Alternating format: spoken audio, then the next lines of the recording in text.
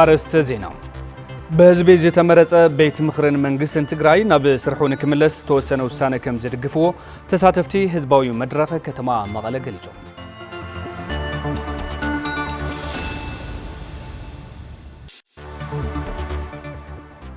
ቤት ምኽሪ መንግስቲ ትግራይ ናብ ስርሑ ይመለስ ዝብል ውሳነ ማእከላይ ኮሚቴ ውድብ ህዝባዊ ወያነ ሓርነት ትግራይ በሙሉእ ድምጺ ብምጽዳቅ ንተግባራውነቱ ከም ዝቃለሱ ተሳተፍቲ ህዝባዊ መድረኽ ከተማ አክሱም አፍሊጦም።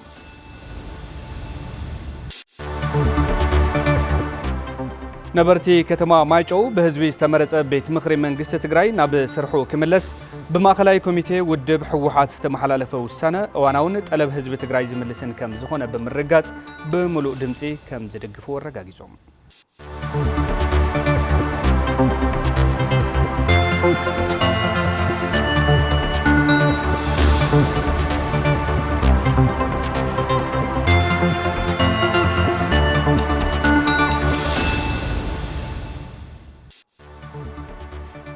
سلام تعنا هبلنا زخبركم تخطاتلتي تلفزيون تግራይ ንሰዓት ሓደ ዝሓዝናዮም ዕለታዊ ዜናታት ሒዝና ቀሪብና ኣለና። ዜናታት ሰዓት ብምራህ ኣነ ታኸል ተኽፍለ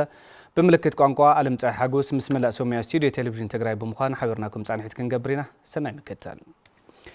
በህዝቢ ዝተመረጸ ቤት ምኽርን መንግስትን ትግራይ ናብ ስርሑ ንክምለስ ማእከላይ ኮሚቴ ሕወሓት ዘመሓላለፈ ውሳነ ከም ዝድግፍዎ ተሳተፍቲ ህዝባዊ መድረኽ ከተማ መቐለ ገሊጾም። ቤት ምኽሪ ክልል ትግራይ ናብ ስርሑ ንክምለስ ማእከላይ ኮሚቴ ሕወሓት ዘመሓላለፈ ውሳነ መሰረት ዝገበረ መድረኽ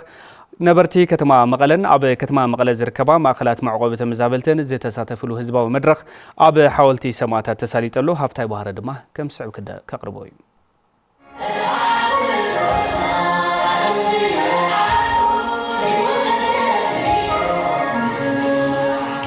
ቤት ምኽሪ ብሄራዊ ክልላዊ መንግስቲ ትግራይ ናብ ስርሑ ንክምለስ ማእከላይ ኮሚቴ ህዝባዊ ወያነ ሓርነት ትግራይ ዘመሓላለፈ ውሳነ መሰረት ዝገበረ መድረኽ ነበርቲ ከተማ መቐለን ኣብ ከተማ መቐለ ዝርከባ ማእከል መዕቆቢ ተመዛበልቲ ዝተሳተፍሉ ህዝባዊ መድረኽ ኣብ ሓወልቲ ሰማዕታት ተሳሊጡ። ተሳተፍቲ መድረኽ ብወገኖም ተመዛበልቲ ወገናት ናብ መረበቶም ክምለሱ ክስራሕ ከም ዘለዎን ሉዓላውነት ትግራይ ክኽበር ብምግላጽ ብህዝቢ ዝተመረጸ መንግስቲ ናብ ቦትኡ ክምለስ ይግባእ ኢሎም። ህዝቢ ትግራይ እንተጠሚዩ እንተዓሪቑ እንተስኢኑ ክንብርከኽ እዩ። ስለዚ ክነሰኩን ኣለና። ብጸገምና አንጸርጤርና ውድብ ክንጸልእ ብጸገምና አንጸርጤርና ተስፋ ክንቆርጽ ክንስደድ መንእሰይ ክኸደገ ዓዱ ከይከላኸል ከይምክት ዝግበር ዘሎ ብትልሚ እኮ እዩ። ትጥምየት ትምጽምኢ ትጭቃ ትቑሪ ሕጁ ነርኪባተን ሻድሻይ ክረምቲ ፍትሕ ባይርከቡ ዞባ ምዕራብ ትግራይ ተፈናቐላይኮ ናይ ህዝቢ ትግራይ እኮ እዩ። መንነት ይከበር ኣብ ዘሎ ትግራይ እውን ይውቃዕ ዘሎ ይሰሪ ዘሎ ሁማን ራይትስ ዎች መግለፂ ኣውፅኡ ኣሎ። ሰሙን እዚ ይሰሩ ኣለዉ ተጋሩ ብመንነቶም ደቂ ኣንስትዮ ይድፈር ኣለዋ። ብቋንቋም ክመሃሩ ይከኣሉን ንኦም ነድሕኖም ኩናት ማለት ሰራሕታዊ ጽንተት ማለት እዩ። ህዝብና ይሃልቕ ኣሎ ብጥምየት በጀት ምኽልካል ፈወደ ገዛ ኸራይ ከርተት ዝብለሉ ሰዓት እዩ ዝኒኦ። መንግስትና ናብ ቦትኡ መሊስና ሉዓላውነትና ኣኽቢርና ናብ ዝነበሮ ናብ ቅድሚ 2013 ዓመተ ምህረት ዝነበሮ ቦታና መሊስና ልዕሊ ኩሉን ቅድሚ ኩሉን እቲ ዝሳቐ ዘሎ ህዝብና ክንምልሶ ክንክእል ኣለና። ሉዓላውነትና ክነኽብር ኣለና። ብውሕልለት ተዓላሊቕና ኣብዚ ደረጃ እዚ ንጽሑ ትኽክለኛ እዩ። ሕዚ እውን እቲ ምኽሪ ቤት ናብ ቦትኡ ምምላሱ እቲ መንግስትና ናብ ቦትኡ ምምላሱ ተማሊሱ ግን ብትኽክለኛ ክሰርሕ ኣለዎ ቀልጢፉ 2.8 ሚልዮን ዝተመረጸ ሕጋዊ ቤት ምኽርና መንግስትና ናብ መረቦት ይመለስ ናብ ቦትኡ ይመለስ። ሕግን ስርዓትን ይስፈን ተሓታትነት ይረጋገጽ።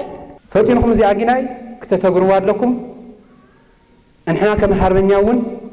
ቅቡል እዩ። ኩሉ ዓቕምታት ህዝቢ ትግራይ ናብ ሓደ ክመጽእ ክስራሕ እዩ ዝበሉ ኣባል ማእከላይ ኮሚቴ ህዝባዊ ወያነ ሓርነት ትግራይ ፍስሓ ሃይላይ ምልእትን ዘይተሸራረፈትን ትግራይ ክህሉ ክስራሕ እዩ ኢሎም።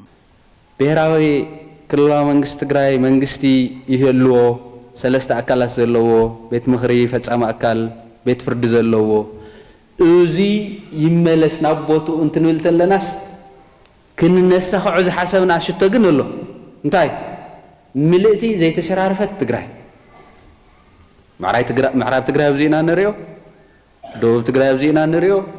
سمين كابي زلو بزينا نريو سلازي تاب حاجة من قصة تفلت زي تشرارفت ملئتي تجراي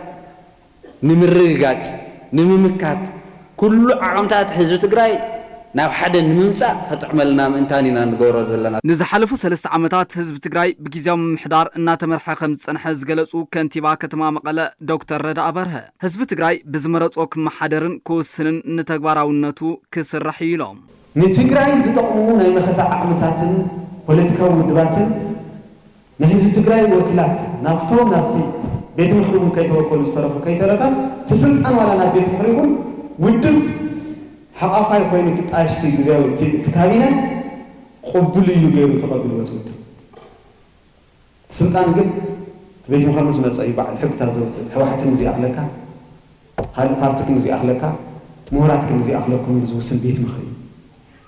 نزي اكن وسنون تايلنا بيت مخري وسن يدلينا ኣብቲ መድረኽ ዝተረኸቡ ተሳተፍቲ ብማእኸላይ ኮሚቴ ህዝባዊ ወያነ ሓርነት ትግራይ ዝተወሰነ ውሳነ ንተግባራውነቱ ከም ዝሰርሑን ከም ዝድግፉን ብምግላጽ ብሙሉእ ድምጺ ኣጽዲቖም بهزب زتمرت بيت مخرن منجستن تجري ناب سرحون كملس ماخلاي كوميتي حوحات زحلفو سنة كم زدقفو تساتفتي هزباوي مدرخ كتما شرندا سلاسي قليجوم عب كتما شرندا سلاسي هزباوي منجستنا نمختنا بزبل مرح حساب هزباوي مدرخ تسالي تلوف ساتين قبرا بزقي توسخلو ماخلاي كوميتي حوحات استونزف بيت مخر تجراي ناب سرحو كملس اب زحلفو وسانه ملكيتوم مرقص وسانه نمحلاف اب كتما شرندا سلاسه هزباو منجستنا نمختنا بزبل مرح حساب مدرخ زته تساليتوم ابت مدرخ استرخبون اب مزاتي غداي مبقس زقربون ابال ماخلاي كوميتي حوحات ايتي تبارك محام سلام مرقعن كمص تواهيلو قدم 3 عامت استفرمه وعل بريتوريا منجستي اثيوبيا امامات توعلك فصم بزي مخالو بعل فريس إيلوم مفراس سمع بريتوريا تجراي جماعتك قادرين مقبار بسلتي خونة تواهيلو ناتسرحلو كم زسان حون الزخاخيروم كافتاس من جميرو كسام حزي تفلالي شرحتاتنا فتصمه التوع البريتوريا تكبارا وخيخون ناتقبر مطير سلازي بزح تسفات تقبرو اللو سمم بريتوريا برعينو فريس خاوز فرس نويح جزي ايو غيرو عاوز ጉዳይ زي ትክክለኛ ውሳኔ ሙሳንን ዘይ ሙሳንን ናይ ህዝብና ድሕንነትን ህልውናን ክቅጽልን ዘይክቅጽልን ምግባር ምዃኑ ብونه ክትሓዝግበኦ ጉዳይ ኣብቲ ዝቐረበ መዛተይ ጉዳይ ርእቶን ሓሳብን ዘቕረቡ ተሳተፍቲ መድረኽ ተጋዲዶም ዘለው ጸገማት ትግራይ ክፍትሑ ተወሲኑ ዘሎ ምምላስ ተወንዚፉ ዝጸንሐ ቤት ምኽሪ ትግራይ ግቡእ ምዃኑ ድሕሪ ምግላጾም ውሕስና ህዝቢ ትግራይ መሊኡ ክረጋገጽ ግና ሕዝውን ኣብ መሪሕነት ዘሎ ኣካል ጸሪዩ ክኸይድን ንትግራይ ዘበርኽ ስራሕ ክሰርሕን ይግባእ ኢሎም ተታክለኛ ህዝባዊ መንግስቲ ዝተባህለ ቤት ምኽርና ንዝተባህለ ንዑ ሒዝና ክንወፅእ ዘይንኽእል ቀፂልና ሒዝና ክንከይድ እንድሕር ኮይና እንተደይቡ እዩ ኣነ ትምምላስ ጽቡቕ እዩ نانا وزت على خدنا نمختنا زنجي عبونيو بسرق سرات مشتم فتشي ذلكم صلاة هذا تجراي النام بلبلون كان ناسورهم نزي أي تقال خلون ذلهم التشعة ستخطن مرتنا يوم انجستنا يكون بيت مهرنا زي هذا تجراي حدنا تفتيرو قبلنا تهليوه ناو عدنا مثلا كوينس بتعمي زي مسجن يغني اللي استوهاونا يا حلافنا كنفصمن بيت مخرون ناصر حقاتيو أو هزت معالتي أو قلطف أوان ها عدي سلام كتمرح أو زيادة أنا خوري ኣብቶም ዝቐረቡ ሓሳባትን ሪቶታትን መሰረት ገይሮም መብርህ ዝሃቡ ከንቲባ ከተማ ሽረንዳ ስላሴ ኣይተ ገብረ መድህን ዮሐንስ ንተግባራውነት ትውሳነ ብወገን መሪሕነት ዝምጥን ስራሕ ክውገን ኢሎም እዚ መድረኽ እዚ ብጣዕሚ ታሪኻዊ መድረኽ እዩ ቤት ምኽርና መንግስትና መሊስና ነዚ መኸተ ነዚ ሒዝና ኣቶ ዘለና ብጣዕሚ ናይ ቀጻሊ ጉዕዞ ትግራይ ዝምልስ ዝውስን መድረኽ ከስግረና ዝኽእል ንሱን ጥራሕ እዩ ነዚኣ ከዓ ንሕና በብ ደረጃና በብ ተልእኾና ብብቕዓት ክንመርሕን ክንሰርሕን ተወዲብና ክንቃለስ ይግበአና ተወንዚፉ ዝጸንሐ ቤት ምኽሪ መንግስቲ ትግራይ ናብ ስርሑ ክምለስ በዓል 7 ነጥቢ መግለፂ ቅዋም ብምውፃእ መርገፂ ውሳነ ተሳተፍቲ መድረኽ ህዝቢ ከተማ ሽረ እንዳስላሰን ተመዛበልቲ ዞባ ምዕራብን ኮይኑ ብሙሉእ ድምፂ ጸዲቑ ቤት ምኽሪ መንግስቲ ትግራይ ናብ ስርሑ ይመለስ ዝብል ውሳነ ማእከላይ ኮሚቴ ውድብ ህዝባዊ ወያነ ሓርነት ትግራይ ብምሉእ ድምፂ ብምጽዳቅ ነተግባራውነቱ ከም ዝቃለሱ ተሳተፍቲ ህዝባዊ መድረኽ ከተማ ኣክሱም ኣፍሊጦም እጸብጻብ ናይ ኢያሱ በርሀ እዩ ጸጋይ መኮነን ድማ ከም ሰዑ ካርቦ እዩ ካብ ኩለን ጣብያታት ከተማ ኣክሱምን ኣብታ ከተማ ዓቂቦም ካብ ዝርከቡ ተመዛበልቲ ወገናትን ዝተወከሉ ክፋላት ሕብረተሰብ ማእከላይ ኮሚቴ ውድብ ሕወሓት ዝተወንዘፈ ቤት ምኽሪ መንግስቲ ትግራይ ናብ ስርሑ ንኽምለስ ንዘመሓላልፎ ውሳነ መሰረት ብምግባር ህዝባዊ መንግስትና ንመኸተና ብዝብል መሪሕ ሓሳብ ኣብ ዝተሳለጠ መድረኽ ነቲ ውሳነ ከም ዝቕበልዎን ንተግባራውነቱ ከም ዝቃለሱን ተዛሪቦም ስሩዕ መሓውር ስርዓተ መንግስቲ ስለዝየለ ድማ ኩሉ መዳያዊ ፀገማት ይበፅሖም ምህላው ዝገለጹ እቶም ተሳተፍቲ ሕዝግን ነቲ ውሳነ ብምቕባል ሓድነቶም ኣስጢሞም ክምክቱ ከም ዝግባእ ይገልጹ ንጓየ ሕዝጉን ምስታ ዘላት ቤት ምኽሪ መሊስና መንግስትና መሊስና ናብ ልምዓትና ድዩ ነቲ መንእሰት ኣይኮነሎ በቃ ተስፋ ቆሪጹ ኣብዚ ውሽጢ ዘሎ ሽግር እኮ ወመጠን እንደ ሽግር ይዘሎ ክንደይ ፀገማት ይዘሎ ተተጋባይ ባዕሉ ክንደይ ፀገማትን ክንደይ ሽግር ነለዎ ተፃዊርዎ ይምበር ኣፍተን ሕዝ ዝበሃላ ዘለዋ ሕዝ ተመርፀ ኣነ ትክክለኛ መማረፂ እየ ዝብሎ ካልኦቶም መማረፂ ዝበሃል ዘሎ እንዲያውም ሕቶ ዘለኒ ኣፍታ ሓዚ ተመሪፃስ እንከን ኣለዎ ይበሃል ኣሎ 5 ዓመት ዲና ንቆፅሮ ዘለና ትሰርሐሉ ኢና ንቆፅሮ ዘለና ኣይሰርሐንኩም ንሕና ንደሊ ቀልጢፉ ናብ ቦትኡ ኣትዩ ሕግን ስርዓትን ገይሩ ክመርሐና ተጣሚርና ተሳኒና ድማ ነጀውዚ ዘለና ብሙሉና ሓንቲ ኣፍ ሓንቲ ዓይነት ኮይና ተጠርኒፍና ክንሰርሕ እቲ ማእከላይ ኮሚቴ ዋላው ሰራዊት እውን መንግስትና ንመለስ ክበሃል ከሎ ምን መማረጽ የለን ረብሓን ህልውናን ህዝብ ትግራይ መሰረት ዝገበሩ ስራሕቲ ይዕመሙ ከም ዘለው ዝገለጹ ከንቲባ ከተማ ኣክሱም ኣይተትኩ ሃይሉ ወገኖም ቤት ምኽሪ ዘይምህላው ስዒቡ ስርዓትን ተሓታትነትን ከምዘየለ ብምንጻር ቤት ምኽሪ ልዕልነት ሕጊ ኣብ ምርጋጽ ወሳኒ ይኽብሉ ይገልጹ ህዝብ ዝመረጾ ስርዓትናስ ብሰንኪ ስምምዕ ፕሪቶሪያ ግዚያዊ ምሕዳር ይጣየሽልና ተስማዕሚዕና ግዚያዊ ምሕዳር ኣጣይሽና ግን ፀገምና ክንፈትሕ እዩ ናብ ንውርና ናፍቲ ህዝብ ዝመርጾ መንግስትን ምምጻእ እዩ ንሱ ግን ከሳግረና ኣይከኣለን ሕዚ ንምንታይ ዝሓትት የለና ህዝቢ ሕቶ ሒዙ ዝቐርብ ዝተወደበ ብሕገ መንግስቲ ዝተደገፈ የለን መን ነይሩ እዚ ቤት ምኽሪ ሓደ ዝጎደሎ እዚ እዩ ነይሩ ማለት ኣውቶማቲክ ናወይ ንምለስ ናፍቲ ህዝብ ዝመረጾ መንግስቲ ንምለስ ስርዓትና ጠጠው ነብል ዝመርሐና መንግስቲ ይሃልወና ልዕላውነት ናይ ህዝቢ መረጋገፂና እዩ ልዕልነት ሕጊ ነረጋግጸሉ እዩ ዘጥፈ ኣካል ንሓተሉ ቦታ እዩ ናብ ዝብሊና ንምለስ ዘለና ማለት ምእንተ ሰላም ተባሂሉ ተወንዚፉ ፀንሐ ቤት ምኽሪ መንግስቲ ትግራይ ሕዚ መንግስቲ ኢትዮጵያ ንውዕሊ ፕሪቶሪያ ስለ ዘፍረሶ ሓድነትና ብምስጣም ሕቶ ትግራይ ንምምላስ ክንምክት ኢና ክብሉ ዝገለጹ ድማ ኣባል ማእከላይ ኮሚቴ ውድብ ሕወሓት ኣይተ ካልኣይ ገብረ ሂወት እዮም ቤት ምኽሪ ብዘይ ምህላው ኣካላት መንግስቲ ንህዝቢ ስሩዕ ግልጋሎት ክህባ ዘይምኽኣለን ስዒቡ ኣብ ሓድነትናን ስርዓተ መንግስትናን ፀገም ፈጢርልና ፀኒሑ ድማ ይብሉ ሕጊ ዘይኽበር ዘሎ ጸጥታና ዝድፍርስ ዘሎ ሓድነትና ኣብ ሓደጋ ኣትዩ ዘሎ ካፍታ ሓዲድና ስለ ዝወፀና ኢና ካፍታ ሓዲድ ወፂና ኢና ካፍታ ናይ መንግስትነት ሓዲድ ወፂና ኢና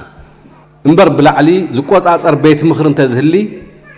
ንኩሉ ስርዓት ዘትሕዝ ቤት ምኽሪ እንተዝህሊ ከምዚ ኣይምኾንናን ይትረፍ ንሕና ብሕግን ስርዓትን ነሽሓት ዓመታት ዝተመሓደረ ህዝቢ ኣብየትም እውን ከምዚ ኣይምኾነን ኣብ መወዳእታ እቶም ተሳተፍቲ ቤት ምኽሪ መንግስቲ ትግራይ ናብ ስሩሑ ይመለስ ንዝብል ውሳነ ማእከላይ ኮሚቴ ውድብ ህዝባዊ ወያነ ሓርነት ትግራይ ድማ ብዘይ ተቃውሞን ድምፀ ተዓቅቦን ብምሉእ ድምፂ ኣጽዲቖሞ ንመልስ ዝብል ውሳነ ማእከላይ ኮሚቴ ተቐቢልና ኣለና ትብሉ ኢድኩም ላዕሊ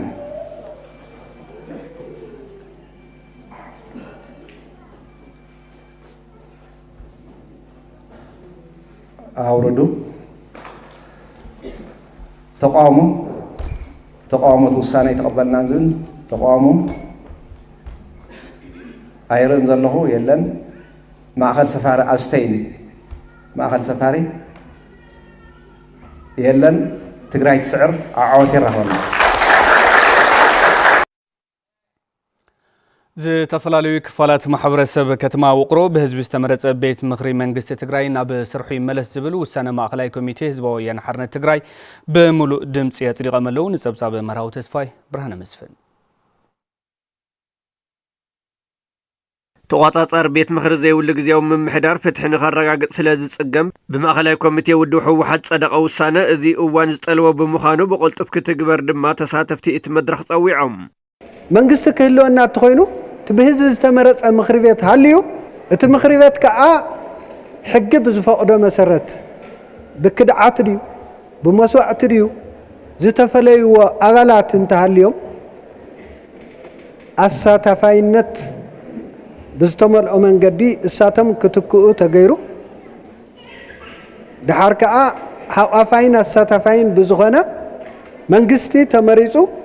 كابينة تقاقيمو نخلو نجار سماچاچو كخون زخيل تخوين نهزو تግራይ እዙዩ ጣብያ ምክር ቤት ወረዳ ምክር ቤት ከዚ ሪፖርት ላብ ለቅርቦ ይውልይ ባዕልና በባዕልና ኢና ንሓደረሉ ነርና እምበ የለያ ምክር ቤት ክልል ስለለየለ ጸብጻብ ላቆይ ኸዲ አይረአይ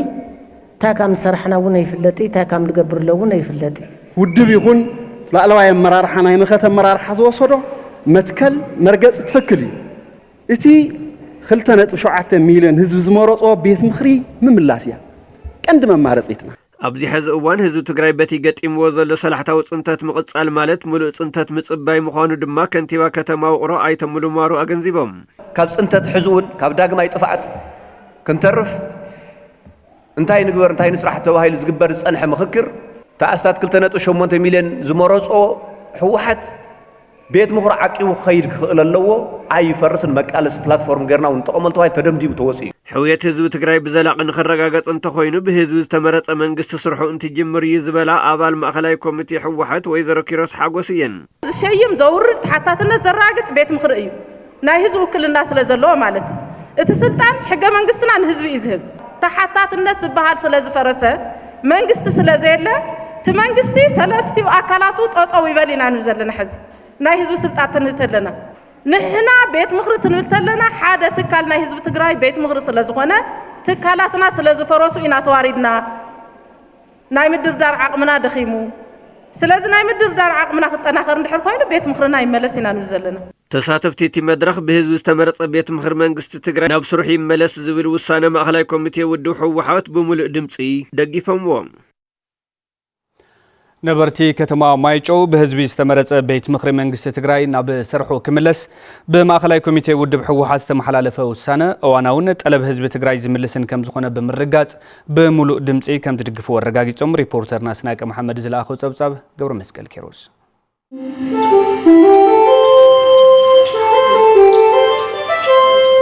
ህዝባዊ መንግስትና ንመኸተና ብዝብል መርሕ ሐሳብ ነበርቲ ከተማ ማይጨው ኣብ ዘካይድዎ ህዝባዊ መድረኽ ተወንዚፉ ዝጸንሐ ቤት ምኽሪ መንግስቲ ትግራይ ናብ ንቡር ስርሑ ንክምለስን ካልኦት ኣጀንዳታት ኣመልኪቱ ብማእከላይ ኮሚቴ ሕወሓት ዝተመሓላለፈ ውሳነ ጠለብ ህዝቢ ትግራይ ዝመለሰ ምዃኑ ኣብ ዘካይድዎ ውሳነ ኣረጋጊጾም ርእይቶ ዝሃቡ ነበርቲ ከተማ ማይጨው ግዝያዊ ምምሕዳር ካብ ዝጣየሽ እንዳሓር ተመዛበልቲ ናብ መረበቶም ኣይተመለሱን ግዛእታዊ ሓድነት ትግራይ ኣይተኸበረን ብተወሳኺ ድማ ኣብ ዝሕዚ እዋን መድሓኒት ነዳዲ ባጀትን ማህያ ሰራሕተኛታት መንግስትን ተኸልኪሉ ህዝቢ ትግራይ ኣብ ሰላሕታዊ ጽንተት ምህላውን እዚ ኩሉ ጸገም ንክፍታሕ ብህዝቢ ዝተመረጸ ቤት ምኽሪ ናብ ስሩዕ ስርሑ ምምላሱ ኣማራጽ ዘይብሉ ውሳነ ምዃኑ ይዛረቡ ህዝቢ ትግራይ ብህዝባ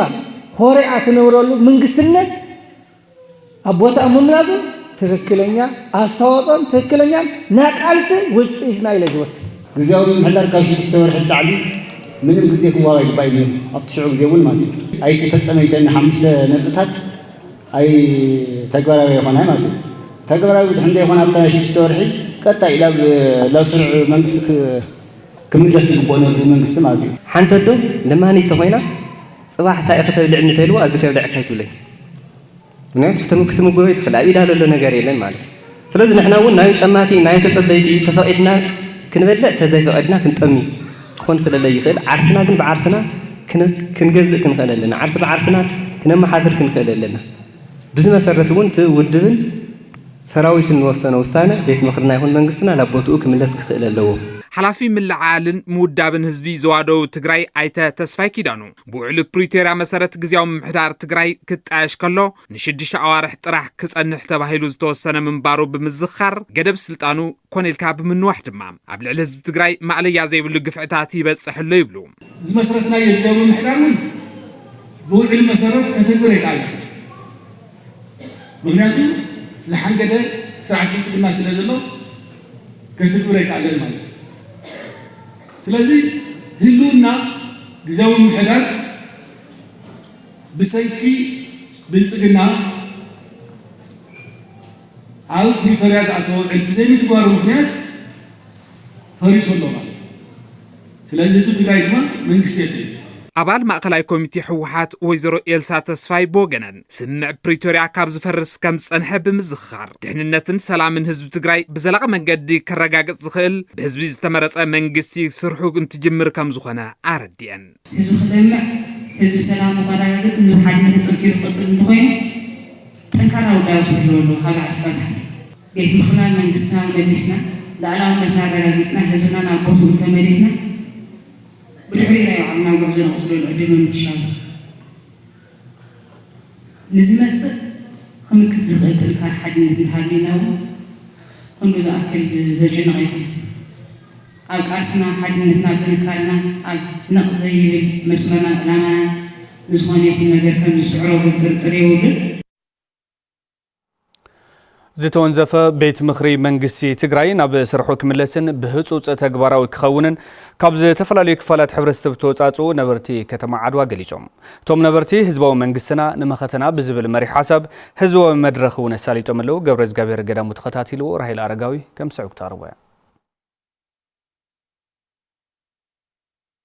ህዝባዊ መንግስትና ንመኸተና ብዝብል መራሒ ሓሳብ ካብ ዝተፈላለዩ ክፍላተ ሕብረተሰብ ዝተወከሉ ነበርቲ ከተማ ዓድዋ ውድብ ህወሓት ዝተወንዘፈ ቤት ምኽሪ መንግስቲ ትግራይ ናብ ስርሑ ክምለስ ንዘሕለፈ ውሳነ መሰረት ገይሮም ዘትዮም ኣብቲ መድረኽ ዝተረኸባ ኣባል ማእኸላይ ኮሚቴ ውድብ ህወሓት ወይዘሮ ብርክቲ ገብረ መድህን ህዝቢ ትግራይ ኣብ ዝኸፈአ ጸገም ወዲቑ መሰረታዊ ሕቶታቱ ኣብ ዘይተመለሰሉን ብሄራዊ ረብሓታቱ ኣብ ዘይተረጋገጸሉን ኩነታት ዝርከብ ብምዃኑ እዚ ንምፍታሕ ምስ ህዝቢ ብሓባር ከም ዝስራሕ የረድኣ መሬትና ኣሃጊርና ካብዚ ብላዕሊ ምጽናሕ ከዓ ንሪኦ ኣለና ካሊእ ሰላሕታዊ ጽንተት እቲ ጸላት ልደልይዎ ስለ ዝኾነ እንታይ ክንገብር ክንክእል ኣለና ተባሂሉ ተወሲኑ ከምቲ ኩላትና ንፈልጦ ኣስታት 2.8 ሚልዮን ህዝቢ ዝኣክል ዝመረፆ ቤት ምኽሪ ምንተታ ሰላም ተባሂሉ እስርሑ ጠጠው ቢሉ ፀኒሑ እዩ ግን እታ ሰላም እውን ከምታ ንብላ ኣለና እቲ ብሄራዊ ሕቶ ክምልስ እንድሕር ዘይከኣል ኮይኑ እዚ ላብኡ እንተተመለስና እዩ ዝሕይሽ ምስ ህዝብና ኮይንና ብሓድነት ምቅላስን ይትመዋጽ የተባሂሉ ተወሲኑ ከንቲባ ከተማ ዓድዋ ኣይተ ተስፋይ ገብረወልድ ህዝቢ ትግራይ ብሰላሕታዊ ጽንተት ንኽጠፍእ ይስራሓሉ ምስ በሉ ከም መርአይ ድማ ውዕሊ ፕሪቶሪያ መንግስቲ ፌደራል ካብ ዘፍርሶ ከም ዝጸንሐ የብርሁ ክልተ ተደራደርቲ ሓደ ይፈልጠካ እንተይልወስ ሽዑ ዝፈረሰ ምዃኑ ፍሉጥ እዩ هذا كنا فريس النول زلنا بزي قدر حاجة زملكات كأتو يزول في تسمع مكان بزي قدر ورحق وزير كوكا خمس أي كألان تنوري زلنا أيو سلازي يموتوا فردي يسفر زلنا مالتي تما خلاي منجستي تقراي بخوينا تحاسي سلازغونت ناوداق مهنسات كن أتو يتسمع عنات ناوداق مهنسات كن أتو سكدفوه تن مدبنيا زبحالا بجت እተን ከም ማንም ገንዘብና ክንገዛእ ንኽእል ናይ ነዳዲ ናይ መሰረታዊ ሸቐጥ እውን ተዓጽየን ተሳተፍቲ እቲ መድረኽ ብግዶም ኣብ ዙርያት ውሳነ መልኪቱ ኣብ ዝቐረበ ጽሑፍ ብምዝታይ ዝተሓላለፉ ጸገማት ትግራይ ንምፍታሕ ዝተወንዘፈ ቤት ምኽሪ መንግስቲ ትግራይ ናብ ስርሑ ክምለስን ብህጹጽ ተግባራዊ ክኸውንን ከም ዝድግፉ ኣረጋጊጾም እቲ መንግስትናን ቤት ምኽርና ናብ ቦትኡ ምምላስ ብሕጋውነት ዝተመረጸ መንግስቲ ምምላስ ትክክለኛ ስራሕ ይስራሕ ዘሎ ግዜኡ እዩ ሰዓቱ እዩውን ስለዚ እቲ ዝጸንሐ ትዕግስቲ ንሰላም ክንብል ክሳዕ ጨርሾም ዝቐውርና ደሞ ላ ክንጽበ ንሱ እኳ በዚሕና ንስኹም ብዝግባእ ምሑና ውሽጥኹም ጽረዩ ተቐላለሱ ኣይትሰኻኸፉ ኣይትደራረዙ ንሳ እያ ታዋና ፀገም ዝኒኣ ስለዚ እቲ ቤት ምክሪ ቀደሙ ነይሩ እዩ ሕዚ እውን መስርሕ ተኻይድሉ ናብ ንውሩ ተመሊሱ እቲ መኸተ ክመርሖ ክኽእል ኣሎ እዚ ማለት ግን ኩናት ማለት ኣይኮነን ተሳተፍቲ ነቲ ዝቐረበ ውሳነ ሓሳብ ብምሉእ ድምፂ ብምጽዳቕ ውዕልኦም ዛዚሞም ዝተፈላለዩ ክፋላት ሕብረተሰብ ነበርቲ ከተማ ዓብይ ዓዲ ማእኸላይ ኮሚቴ ሕወሓት ብህዝቢ ዝተመረፀ ቤት ምክርን መንግስትን ትግራይ ናብ ስርሑ ንኽምለስ ዘሕለፈ ውሳነ መልኪቶም ብዕምቆት ዘትዮም ኣብቲ ህዝባዊ መንግስትና ንዕውትነት መኸተና ብዝብል መሪሕ ሓሳብ ዝተሳለጠ ህዝባዊ ኮንፈረንስ መመያየጢ ጽሑፍ ዘቕረበ ኣባል ማእኸላይ ኮሚቴ ሕወሓት ተጋዳላይ ተወልደ ገብረ ጻድቃን መንግስቲ ኢትዮጵያ ውዕሊ ፕሪቶሪያ ብምፍራሱ ህዝቢ ትግራይ ናብ ዝተሓላለኸ ጸገም ንኽኣቱ ኣኽኢልዎ ክብል ገሊጹ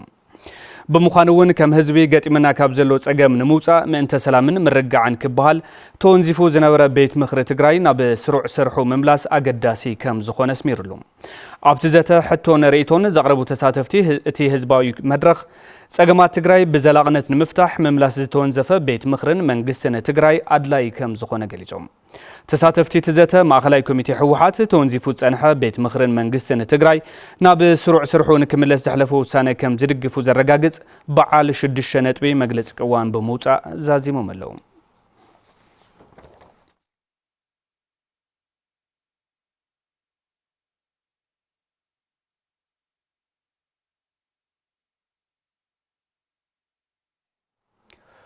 انكو مواصو تግራይ تونزيفو ጸንሐ ስሩዕ ቤት ምኽሪ መንግስቲ ትግራይ ናብ ስርሑ ብምምላስ ከም ህዝቢ ዝተዋደደ ቃል ስሚካድ ከም ዝኾነ ነባራት ዓቕሚ ክፍለ ከተማ ሓድነት ሓቢሮም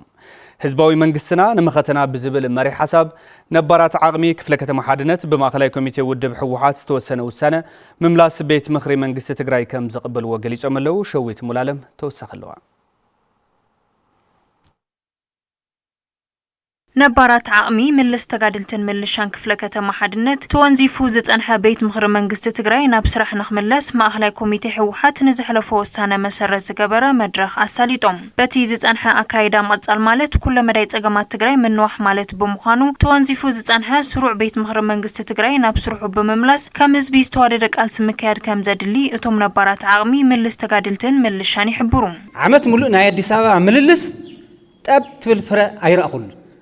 طب تبل فرا بعيني ربح حزب تجري إلى بزا درجة زي أبزي حلا أبزي أنت بزيها تاب حتوي ممارسة تيز نبرة سرت هزوا ومنجستنا زخنا تكلت نبوت مملس منهم قصر يرلي زمنا بكن داخوين شاشة جزيرة نكحلب ما بأراوتنا تبلعه ما كنا حتنا بأراوتنا بخالي بتأمية نارجفة تلترفونكوا أو يجروا ديقو أمين اللي نكبر جز قبر زلق هزون تريرنا بزلنا عقمي لعلاونتنا كنا رقاق سألنا لو ونبرك من اللي سلوا زنبرة من قصنا مالتي سرعات بلصقنا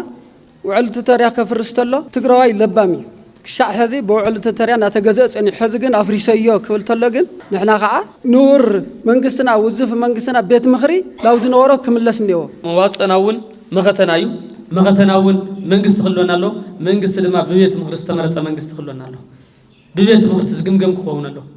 ما ترجم حق خلونا له حق فتسام خلونا له حق موضوع خلونا له ጸገማት ህዝብ ትግራይ ብውዕል ፕሪቶሪያ ቢሉ ክፍታሕ ተስፋ ዋላ እንተነበረ መንግስቲ ኢትዮጵያ ሙሉእ ብሙሉእ ከም ዘፍርሶን ሕዚ ዘሎ እንኮ መማረጺ ምምላስ ቤት ምኽሪ መንግስቲ ትግራይ ምዃኑን ኣመሓዳሪ ክፍለ ከተማ ሓድነት ኣይተ ሃይላይ ወለስላሴ ይገልጹ ተወንዚፉ ጸንሐ ቤት ምኽሪ ናቦቱ መሊስና ስሩዕ መንግስቲ ያህልወና ስሩዕ ሰለስቲዮም ናይ መንግስቲ ኣካላት ያህልውና ሕጊ መውፅኢ ሕጊ ተርጓሚ ሕጊ ፈጻሚ ዝበሃል ሰለስቲዮም ኣካላት እንተሃልዮምና እዮም نزغصاب زول مخاتون سغرو نخيل زيلي اتوم نبارات عقمي ملس تغادلتن ملشان كفله كتما حدنت تونزيفو زصنح بيت مخر منግስት ትግራይ ናብ ስርሑ ክምለስ ብሙሉእ ድምጺ አጽዲኦም እዛው መንግስትና ለመኸተና ካብ ክፍለ ከተማ ዓዲ ሓቂ ዝተወጻጹ ክፋላት ማሕበረሰብ ማእኸላይ ኮሚቴ ሕወሓት ቤት ምኽሪ ትግራይ ናብ ስርሑ ክምለስ ዝመሓላለፈ ውሳነ ጽዲቖም ንተግባራውነቱ ድማ ሓበራዊ ምርድዳእን ጥንካረን ከም ዘድሊ ቶም ነበርቲ ኣብ ዘካየድዎ ህዝባዊ መድረኽ ሓቢሮም ሸዊት ኪዱ ካብ ክፍለ ከተማ ዓዲ ሓቂ ዝተውጻጹ ክፋላት ማሕበረሰብ ማእኸላይ ኮሚቴ ሕወሓት ዝተወንዘፈ ቤት ምክሪ ክልል ትግራይ ክምለስ ኣብ ዘመሓላለፉ ውሳነ መልኪቶም ዘትዮም እቲ መድረኽ ህዝባዊ መንግስትና ንዕውትነት መኸተና ብዝብል መሪሕ ሓሳብ ዝተኻየደ ኮይኑ እቲ ውሳነ እዋናውን ኣድላይን ከም ዝኾነን ንተግባራውነቱ ስሙር ቃልሲ ከም ዝጠልብን ተሳተፍቲ እቲ መድረኽ ይገልጹ ቱ ብሰብ ዝወሃበካ መብት ሲቅር ብዝጋብሔር ዝወሃበና መብት እውን ኣይትወሃውን ክትነብሮ ይትኽእሉን ኢና ንባለና ክንነብርባ كنبر كل تبعنا خلطك. زي وانا هنا قداسن يو ترى حنتي كونس هلونا على هزب تقرأي سلسخنا كتقبري زلوا كم هزبون حدا قامنا تفلتنا كلاي توعلي لمن تاي فريسو ما نفريسو وتردينا كم مدن قار وزينا نتوم كدنا قرنا زموت أكلاتون فيتني فيت قدنا وزينا تتخكلني هزوا من سنا تمسريتنا أبحث إروان عوضنا هنا رجع قصلنا نخدم من قديو أفت مدب أفت حفتر مورد زي كونس أفت جوارا ونتو كنده يتحسي وللو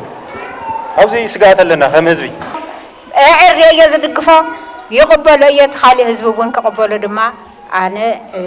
يلعبو وانا محدارك في الكتمة عد حكي ايتمن برونوغس بوغنم منجستي إثيوبيا وعلي بريتوريا أفريس وأيد حري مبال ازتوانزف بيت مخري كل تجراي نابسور حكم اللاس عد لا يكون كم استرخبا يجنزبهم أما عراوز الناس على أخواتنا تقبو تمازال خملسنا تقبو بسرعة دحننا تحلو بعنصارو وسيدة يزول بناي توكلت فيدريشن علاو غيرو سلازي وعلى بريتيريا القون غيرو كاوزا فرسنا وح غيري وعلى بريتيريا زيلنا عليلنا هالكام صنح هلو الناس تقراي حدقا مئتاوي زلم مراسي خافتي قدلتو تحقاونتو إذا مزن تبيت مخرم من الله سزول كوينات حريا حزبي تقرأ أيكونن زولو أتوم مع محداري نزمت كل سجم من بدهجن حدنت بمتنخار مدلاو مجار كم زدلي نصرم على ما أنا هاقل سيو جزاته حدنتنا مملاس تمازالتنا لابوتو مملاس سرعة متكال مسال عرسو سانو موسى مرققاسي تسلام زعبت خوينو بحيلخ قوت أننا تجميرو دلو كن لنا مالتي تفتي كفل كتم عد حكي مأخلا كوميتي حوحات بيت مخري كل التجراي ناب بسرح حكم الله سمح له فوسانة بأبزح دمسي أزدي غمم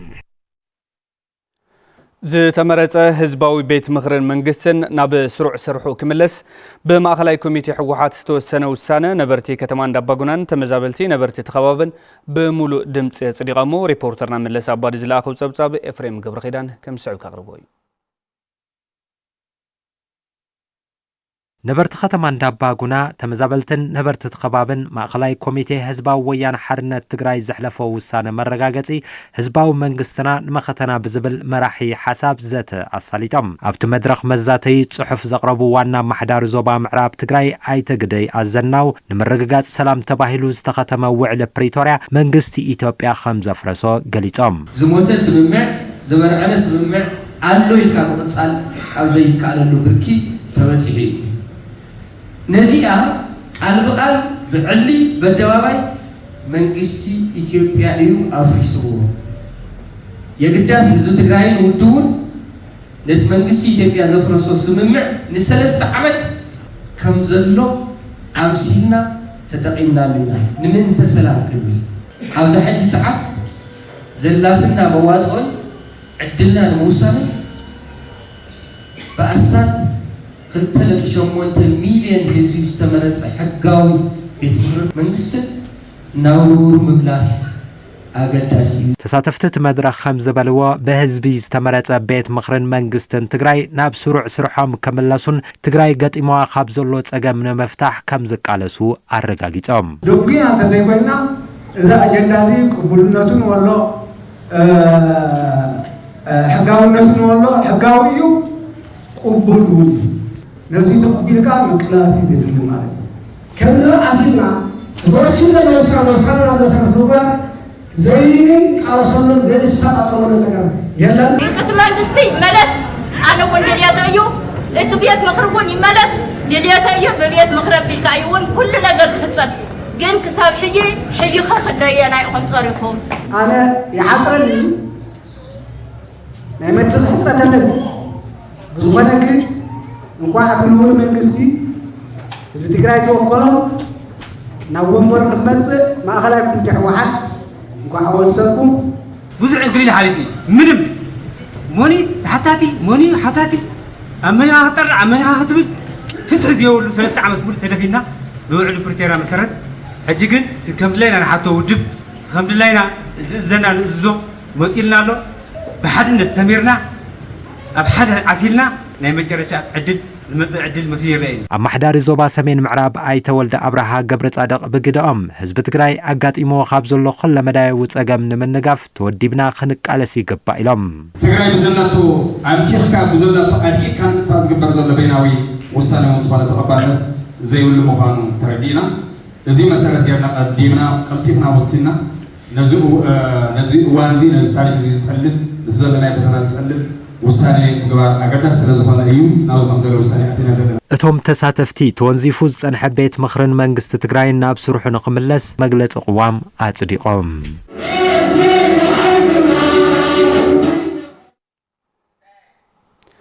ነበርቲ ከተማ ኮረም በህዝቢ ዝተመረጸ ቤት ምኽሪ ናብ በቱ ክምለስ ማእኸላይ ኮሚቴ ሕወሓት ዘሕለፈ ውሳነ ከም ዝድግፍዎ ገሊጾም ውክልና ህዝቢ በመሓዝ መዋጽኦ ትግራይን ህዝባን ከረጋግጽ ዝኽእል ቤት ምኽሪ መንግስቲ ትግራይ ክምለስ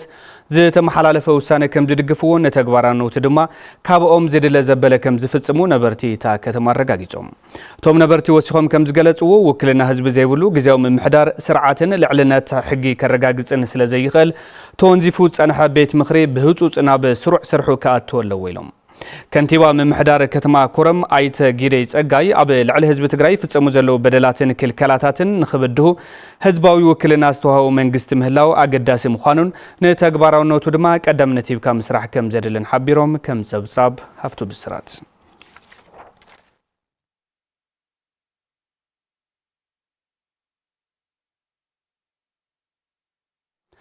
زخبركم تملكتنا زينات التلفزيون تقرأ أخم مكتها لتركبوا سعيبوا تصبصبات سبورت زعلتينا وخم كقرب دحر زحات صار مسجاجريت دما مسارحتنا حيلهم كيروس تصبصبات سبورت وش تعدنا وتسان حيزلنا كقربي حبرنا نكتاتل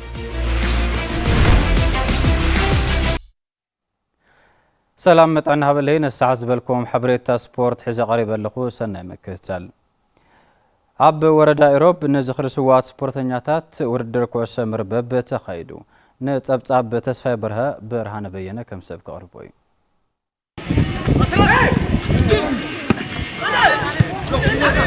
أب وردا إيروب نزخري سوات سبورتانياتات تسرح حوالتي مخنيات بمقبار أب كتمه دوهان استخايدو ودركو عسمربب أب ملع عال تزاحيل صنح سبورت تا وردا عبي قد كم زل وزغلصو كبر أب ألمان باولس برهانن ودرات تطناخيرون قصلي قبا يبلوم تچاوتاي فوليبولي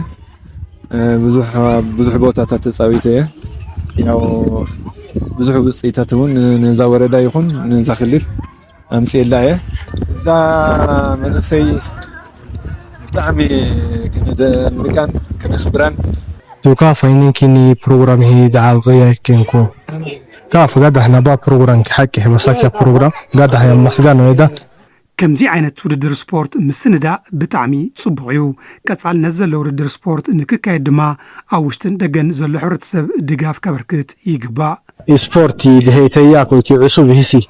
تسقومياكو نبا درجه ما ديستاني كافاكو التحاوري كيد سرح سبورت وردا إيروب أيتا كبرو مسجنا هتودر كعس مربب نزخريس وعاء سبورتانيات بويزرات عمو سبحات تسرح حوالي مخنيات بمقبار استخير مخاني جلسو وزارة عنو خاف سعود عرب تعمل صفحات معناتها خاف سعود عرب يراتن دلاو سماعات سبورت وردانا وطيلهم سدع زوبا سدع خلل سوادا دور سبورتانيات تقارلتي من ذكارو علامة لهم معتنيو سبورت معناتو قدم حزي كوردا إيروب باستفالي عينتا سبورت نتقرايز وكل بلوصات سبورتانيات كم زفاريز قرصو وانا محضاري توردا ايتا ياسو مسجنا وددرات تطناخيرهم كقصلو كسرح اللي يبلو زخرينا سبورتانيات سماعات عبي نغريو نزي زدالوتو زي محازتون وزارة عمو سبحات قبراي زي على كبرن سبانا لنا بشي حزبنا محضارين احنا ون بزخالنا يوم كنكروز قبانا زولم تفتلو زي هو سبورتاو وددر زخري مخالي من طريق خوننا إلنا سلنا حسب وزي انت كمالو يقبع فتي أب مونغو دوهانن عليتنان استخايدة صواتا كعس مربب بعوات عليتنا مفسم ترغيبو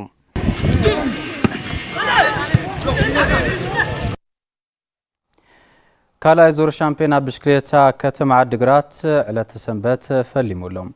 قدم يزور ودرو أب زحالة فوارح زي سالتا شامبينا ماونتين بشكليتا كتم عدقرات ካልኣይ ዙር ድማ ዕለት ሰንበት ብክልቲኡ ጾታ ፈሊሙ ኣሎ በዚ መሰረት ብማውንቴን ኤ ደቂ ተባዕትዮ ደሳሌ አረጋዊ ካብ ማይ ግልጋሎት ከተማ ዓዲግራት ቀዳማይ ደረጃ ሒዙ እንትዛዝም ክሩቤል የማንን መርከብ ተስፋይን ድማ ካብ ሁሉ ስፖርት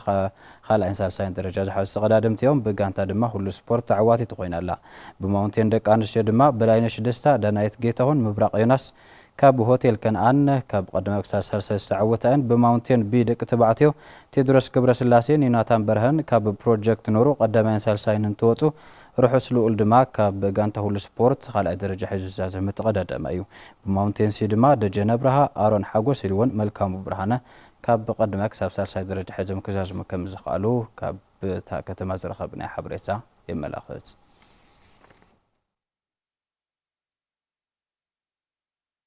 ተመልከትና ነሳዕ ዝበልና ሓበሬታ ስፖርት እዚኣቶም ነይሮም ንመከታተልኩም ብምስጋን ናብ ኣታኽልቲ ትመርሰኩም